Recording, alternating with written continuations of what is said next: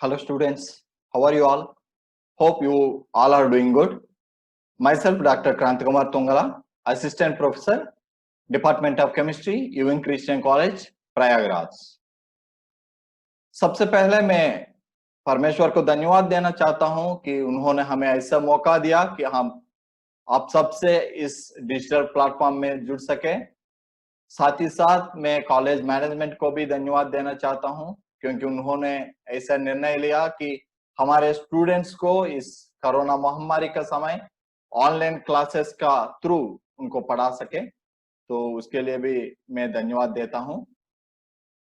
आप सब जानते हैं कि it is our college tradition that whatever we start with a word of prayer. आप सब जानते हैं कि ये हमारा कॉलेज का ट्रेडिशन है कि हम कोई भी चीज स्टार्ट करते हैं, हम लोग एक छोटी सी प्रार्थना के साथ स्टार्ट करते हैं। तो आइए ये ऑनलाइन क्लासेस को भी हम एक छोटी सी प्रार्थना के साथ प्रारंभ करते हैं। हमारे अनुग्रहकारी परमेश्वर, अति दयालु परमेश्वर, आपने हमारे जीवन में एक और सुंदर मौका दिया है, उसके लिए आपको हम धन्यवाद देते हैं पिता। हमारे कॉलेज के स्टूडेंट्स को, स्पेशली जो बीएससी पार्ट 2 का बच्चों को इस ऑनलाइन क्लासेस के जरिए मिलने के लिए आपने मौका दिया है, उसके लिए हम आपको धन्यवाद देते हैं। हम हमारे सारे विद्यार्थियों को आपका हाथ में सौंपते हैं पिता।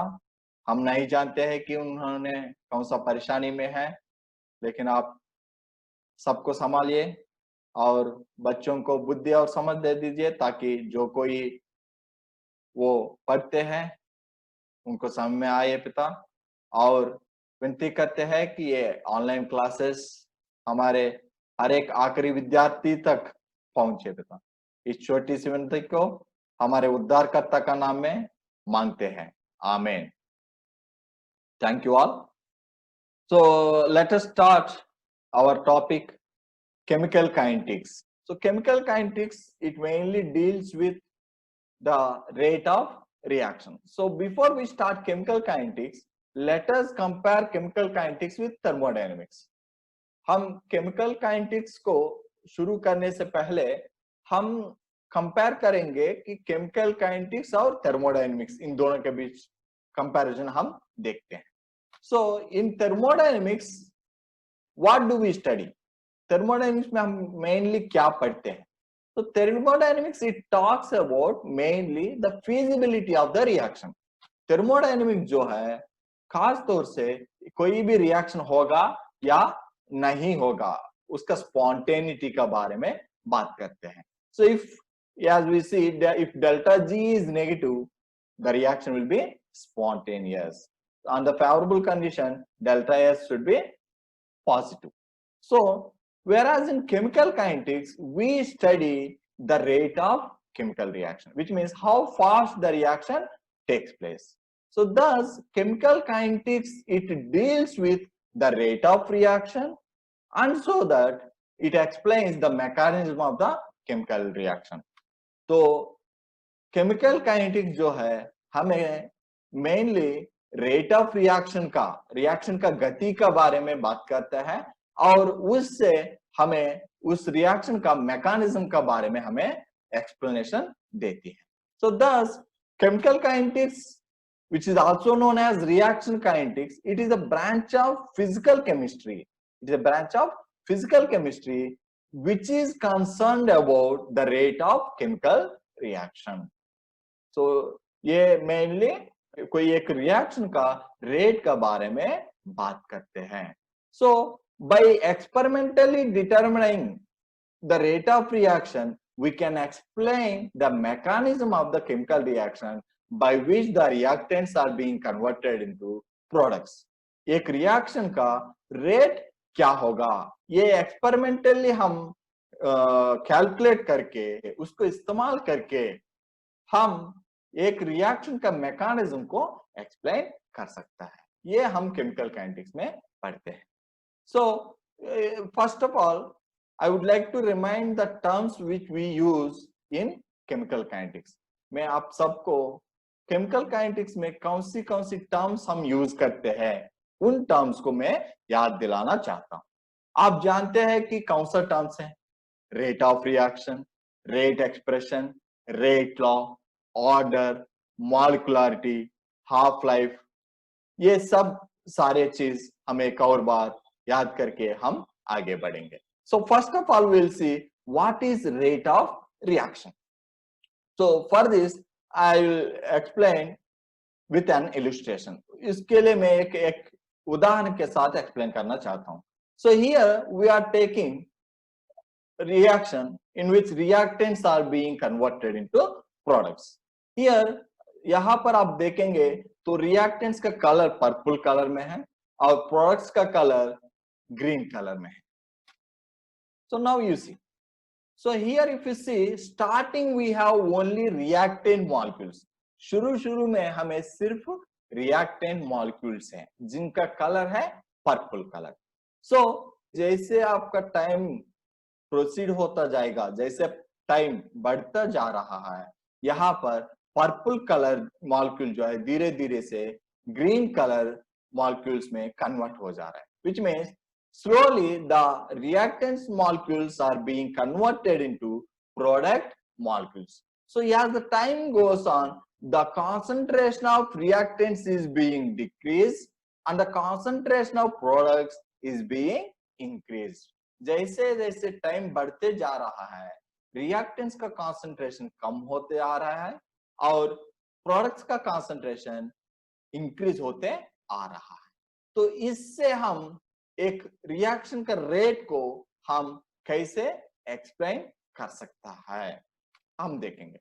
So rate of reaction is the rate at which the concentration of reactants changes with time. Rate of reaction is the rate at which the concentration of reactants changes with time.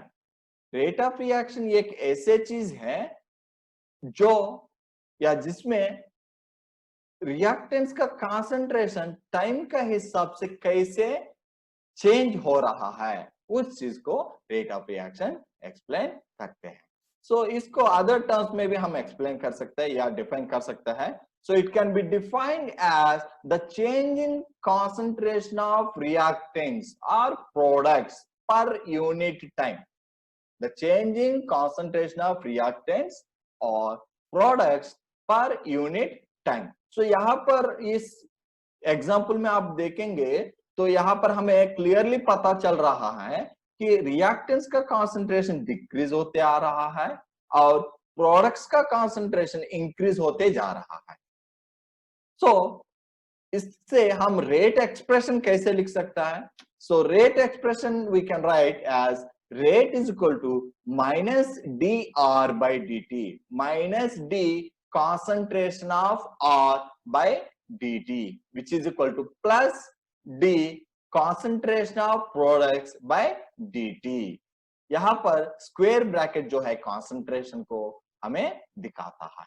So negative symbol हमें decrease in concentration को दिखाता है, positive symbol increase in concentration को दिखा रहा है।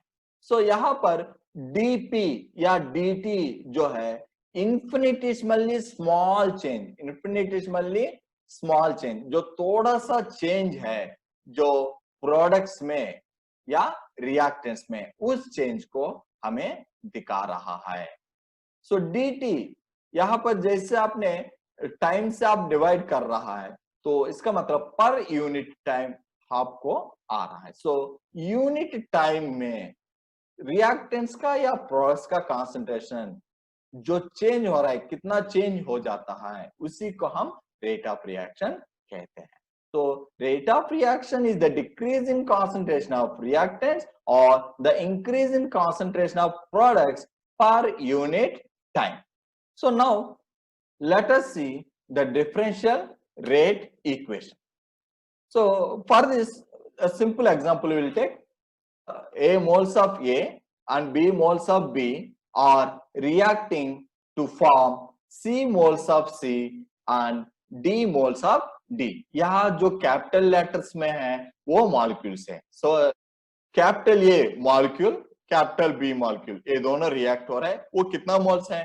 Capital A molecule जो है स्मॉल ए मोल्स है, कैपिटल बी मॉलिक्यूल जो है स्मॉल बी मोल्स है, capital C molecules small C moles हैं, capital D molecules small D moles हैं। सो इस रिएक्शन में हम देखेंगे तो रेट का एक्सप्रेशन क्या होगा। So first of all, according to reactant A, so rate is equal to minus 1 by A into D concentration of A by dt. This is equal to minus 1 by B dB by dt. So यहाँ पर B molecules भी reactants है, उसका भी concentration हमें decrease हो रहा है, इसीलिए यहाँ पर भी हमने नेगेटिव सिंबल यूज किया। Thus rate of reaction R is equal to minus 1 by A dA by dt, which is equal to minus 1 by B dB by dt, which is equal to plus 1 by C D concentration of C by dt, which is equal to 1 by D D concentration of D by dt. So this is differential rate equation. हम लोग इस differential rate equation का एक example हम देखते हैं। यहाँ पर हम लोग रिडक्शन ऑफ ब्रोमिक एसिड उसका एग्जाम्पल देख सकते हैं। ब्रोमिक एसिड HI के साथ रिएक्ट होके HBr, वाटर और आयोडीन दे रहा है, तो इसमें HBrO3 का अकॉर्डिंग रेट का एक्सप्रेशन क्या होगा हम देखते हैं। सो यहाँ पर हम देखेंगे HBrO3 एक ही मोल है, so we have HBrO3 bromic acid only 1 mole, so therefore rate will be equal to minus 1 by 1 D concentration of bromic acid divided by dt. So 1 by 1 equal to 1 है, तो इसीलिए यहाँ पर हमने नहीं दिखाया। So now according to HI, here we have HI 6 moles. तो HI के हिसाब से अगर हम देखेंगे तो यहाँ पर HI 6 मोल्स है, तो इसीलिए और ये HI रिएक्टेंट है, इसीलिए हम लिख रहा है minus 1 by 6 D concentration of HI by dt. Why? Here HBrO3 and HI both are reactants, that is why we have got negative symbol here. Bromic acid और HI दोनों रिएक्टेंट्स हैं, इसीलिए दोनों का हिसाब से जो रेट एक्सप्रेशन है उसमें हमने नेगेटिव सिंबल को देखते हैं। अब प्रोडक्ट्स का हम देखेंगे तो with respect to HBr the rate will be equal to plus D HBr by dt. So यहाँ पर HBr भी 1 मोल है, तो इसीलिए 1 by 1 which is equal to 1. That is why we have written plus D concentration of HBr by dt. So now according to water, here water 3 moles is there. So 3 moles के हिसाब से हमें होगा 1 by 3. So that is why it is equal to plus 1 by 3 D concentration of H2O divided by dt. Now according to iodine, again it is 3 moles, we will get plus 1 by 3 D concentration of iodine by dt. So if you observe in all these cases, we are dividing with number of moles so that we can calculate the rate according to 1 mole. तो पर मोल का हिसाब से हम rate का equation निकाल सकते हैं। वाई? पर मोल जब हम निकालेंगे तभी हम इसको इक्वेट कर पाएंगे। अगर सिर्फ हमने अगर लिखेंगे कि minus D concentration of bromic acid by dt which is equal to minus D concentration of HI by dt, तो ये दोनों बराबर नहीं होगा। क्यों? HI के केस में 6 मोल्स रिएक्ट हो रहा है, तो ये 6 मोल्स है तो HBrO3 एक ही मोल है, तो इसको इक्वेट करने के लिए पर मोल के हिसाब से हमें ये जो नंबर ऑफ मोल्स है उससे डिवाइड करना अनिवार्य है। हम रेट का यूनिट्स हम देखते हैं, तो रेट का यूनिट्स जो है mole litre inverse time inverse. Why? Because rate is equal to change in concentration divided by change in time और चेंज इन कॉन्सेंट्रेशन पर unit time. So concentration divided by time, तो concentration का unit क्या है? मोल पर litre. यहाँ time inverse क्यों? क्योंकि टाइम डिनोमिनेटर में है, तो यहाँ पर टाइम का जगह अगर आपने सेकंड्स में कर रहा है तो सेकंड इनवर्स, अगर मिनट्स में कर रहा है तो मिनट इनवर्स, अगर रिएक्शन आवर्स में है तो hour inverse. Sometimes it may be in days also, so it will be day inverse. So like this, we can see the units of rate of reaction. The units of rate of reaction is mole, liter inverse, time inverse. So now we will see what are the factors which affect the rate of a reaction. Factors affecting a rate of reaction. So there are many factors which affect the rate of reaction. First of all, we will see the concentration of reactants. Concentration of reactants. So concentration of reactants affect the rate of reaction. How? If the number of molecules of the reactants is more, अगर बहुत ज्यादा reactant molecules है, दो cases हम लेंगे, एक case में ज्यादा मॉलिक्यूल्स हैं, दूसरे केस में कम मॉलिक्यूल्स हैं, कंटेनर एक ही कंटेनर है, एक ही साइज का कंटेनर है, तो क्या होगा? जिस केस में नंबर ऑफ मॉलिक्यूल्स ज्यादा होगा, उस केस में मॉलिक्यूल्स के बीच में आपस में कोलिजन्स ज्यादा होंगे, तो ज्यादा कोलिजन्स होंगे तो रेट भी ज्यादा होगा. So usually as the concentration of reactants increases, the rate of reaction increases. Why? Because the number of collisions is increasing.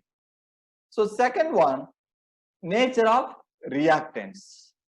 So if you take, आपने सेमेस्टर 1 और सेमेस्टर 2 में प्रैक्टिकल्स किए थे, स्पेशली सेमेस्टर 1 में आपने साल्ट एनालिसिस किया था, वहां पर रिएक्शन आप देखेंगे तो जैसे आप दो रिएक्टेंट्स को मिलाएंगे तुरंत रिएक्शन हो रहा था.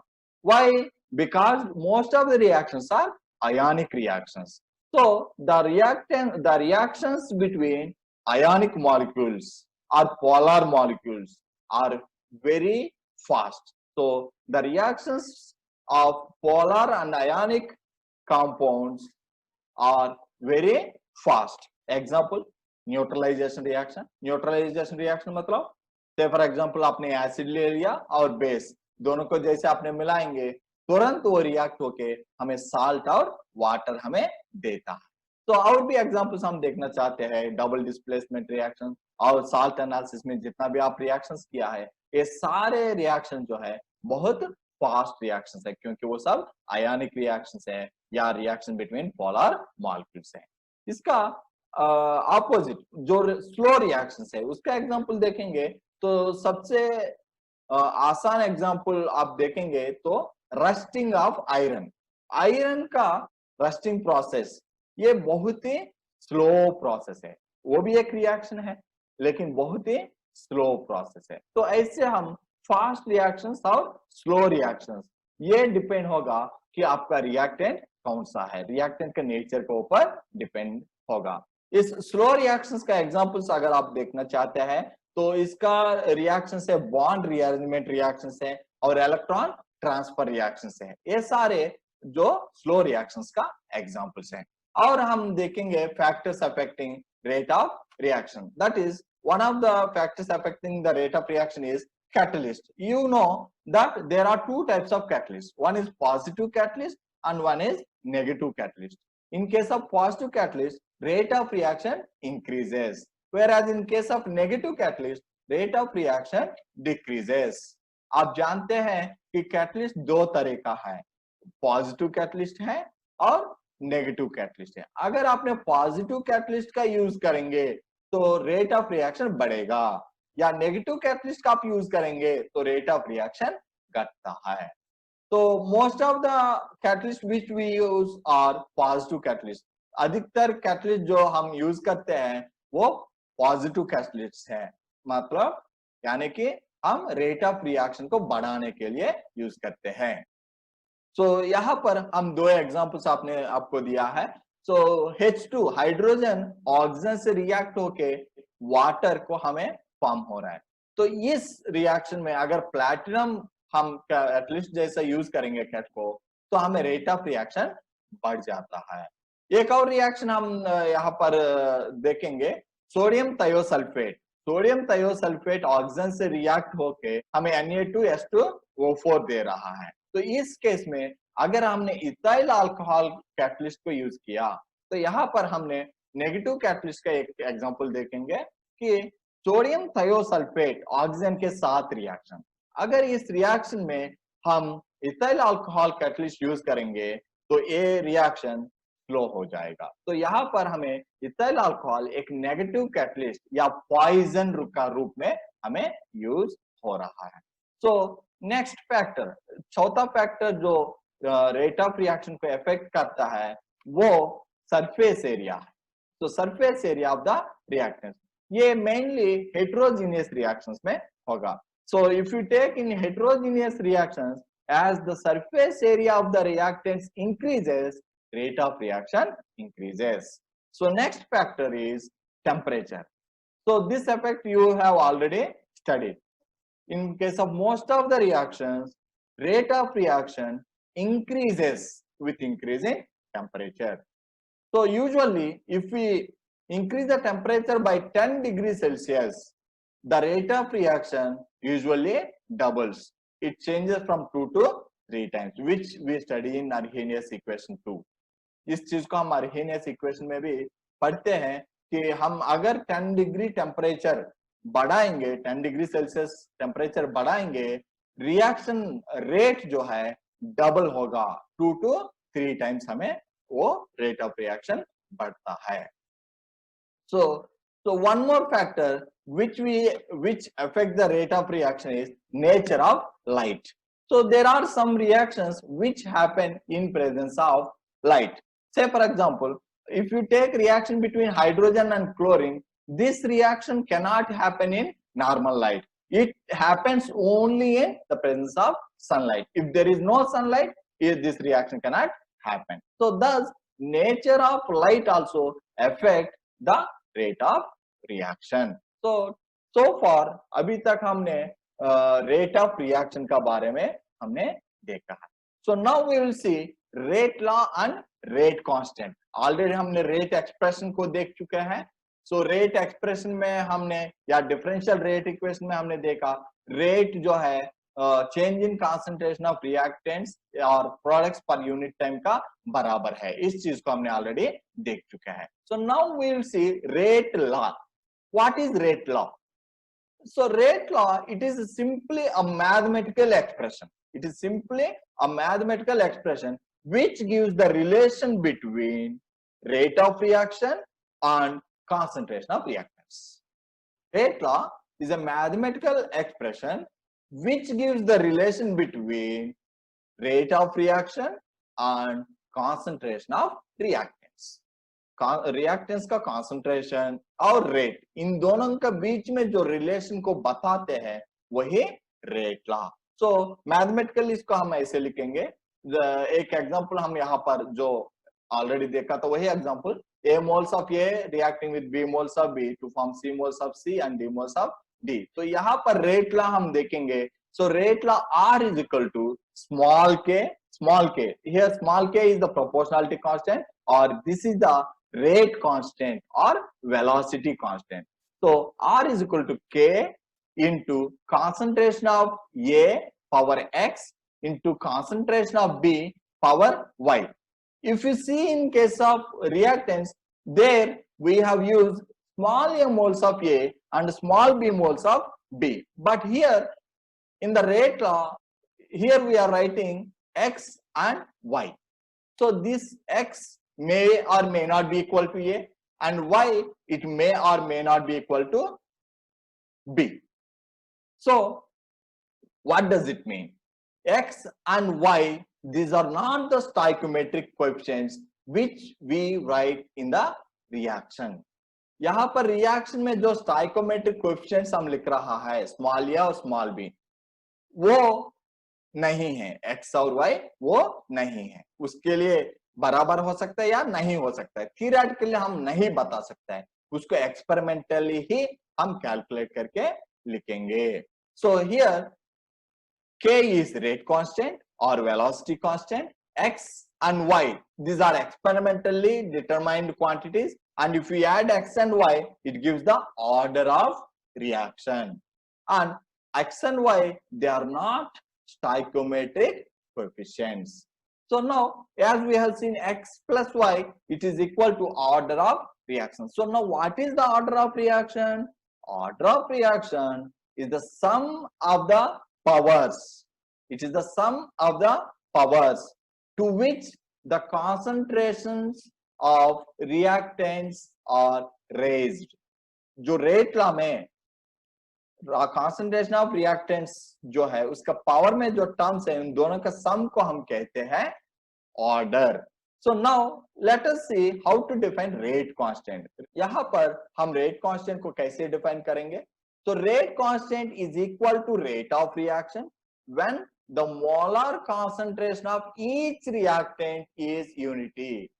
जो रिएक्टेंट्स का मोलर कॉन्सेंट्रेशन है अगर 1 है, एक एक रिएक्टेंट का मोलर कॉन्सेंट्रेशन 1 हो गया, तो उस केस में रेट कांस्टेंट रेट का बराबर है. तो उस केस में जो रेट है वही रेट कांस्टेंट है. इसीलिए रेट कांस्टेंट को हम स्पेसिफिक रिएक्शन रेट भी कहते हैं. तो यहां पर हमने सब्स्टिट्यूट करके आपको दिखाया कि R is equal to K into 1 power X into 1 power Y. So 1 power X into 1 power Y, that is equal to 1. Therefore, we will get R is equal to 1. So thus, rate constant is equal to R. So next, so before we study order of reaction and molecularity, let us see complex reactions. So complex reactions means what? So complex reactions are those reactions which occur. Complex reactions are those reactions which occur in 2 or more steps. 2 या उससे ज्यादा steps में जो reactions होगा उस reactions को कहते हैं कॉम्प्लेक्स रिएक्शंस. और इस कॉम्प्लेक्स रिएक्शंस में जो हर एक स्टेप है उस स्टेप को हम कहते हैं एलिमेंट्री रिएक्शन. तो कॉम्प्लेक्स रिएक्शन में जो एक एक स्टेप है उसको हम एलिमेंट्री रिएक्शन कहते हैं.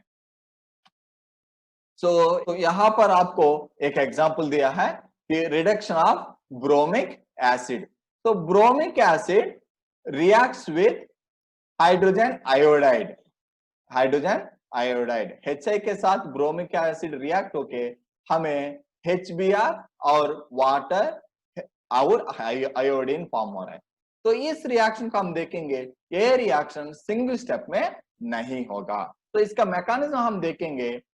तो यहां पर आप देख रहे हैं कि bromic acid react with HI to form HBrO2 and HIO. So this reaction is very slow reaction. And in the second step, HBrO2 react with 4 moles of HI to form HBr, water and iodine. So this is fast reaction. And the final step is HIO react with HI to form I2 and H2O. तो ऐसे हमें ये bromic acid का reduction 3 steps में होगा. तो इन तीनों elementary reactions, तो यहाँ हर एक रिएक्शन को कहते हैं एलिमेंट्री रिएक्शंस. और यहाँ पर 3 एलिमेंट्री रिएक्शंस हो रहा है.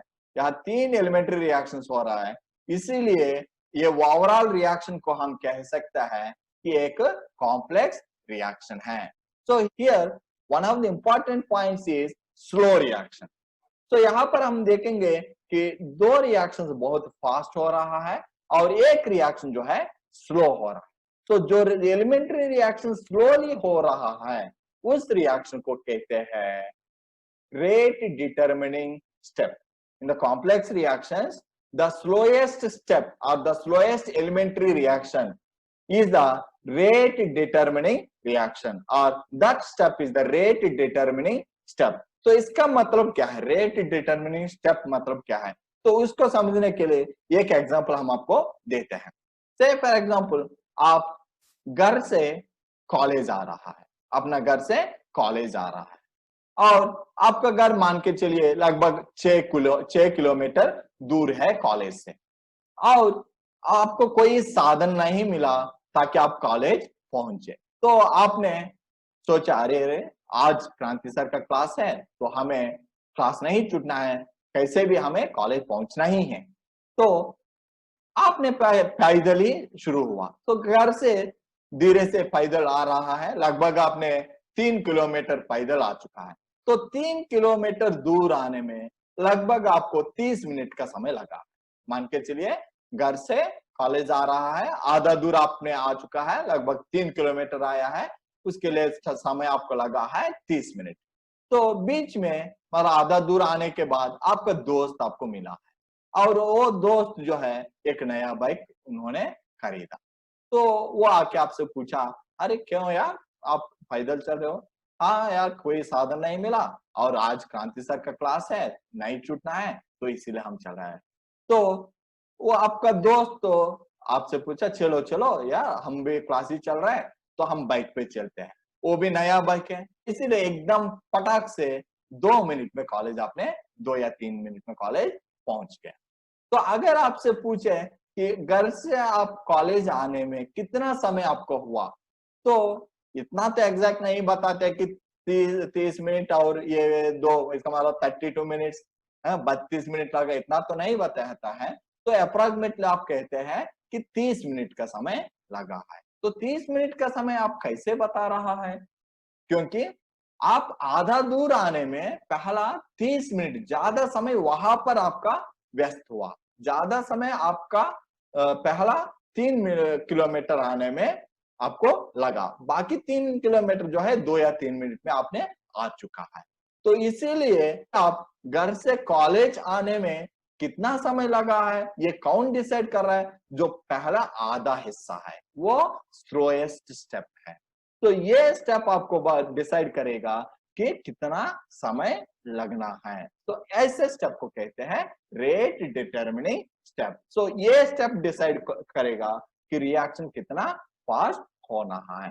सो दस the rate of overall reaction is equal to rate of slowest reaction, that is the rate determining step। तो ऐसे हम रेट डिटरमिनिंग स्टेप का बारे में हम देखते हैं। तो यहां तक हम आज का क्लास समाप्त कर रहा है। तो अगले क्लास में हम और भी टॉपिक्स डिस्कस करेंगे। ऑर्डर क्या है, मॉलिक्युलरिटी क्या है, उन दोनों के बीच में डिफरेंसेस क्या है, और हाफ लाइफ पीरियड क्या है, और जीरो ऑर्डर, फर्स्ट ऑर्डर, इन सारे चीजों को हम देखते हैं। तो आज का क्लास में हमने क्या देखा है? आज का क्लास में हम पहले देखा कि केमिकल काइनेटिक्स क्या, किस चीज का बारे में हमें एक्सप्लेन करते हैं। तो chemical kinetics it deals about rate of reaction and thus mechanism of the reaction। उस चीज को हमने देखा। रेट ऑफ रिएक्शन क्या होता है, रेट ऑफ रिएक्शन को जो इफेक्ट करते हैं वो फैक्टर्स क्या है, वो चीज हमने देखा है। रेट एक्सप्रेशन क्या है, उसी में डिफरेंशियल रेट इक्वेशन हमने देखा।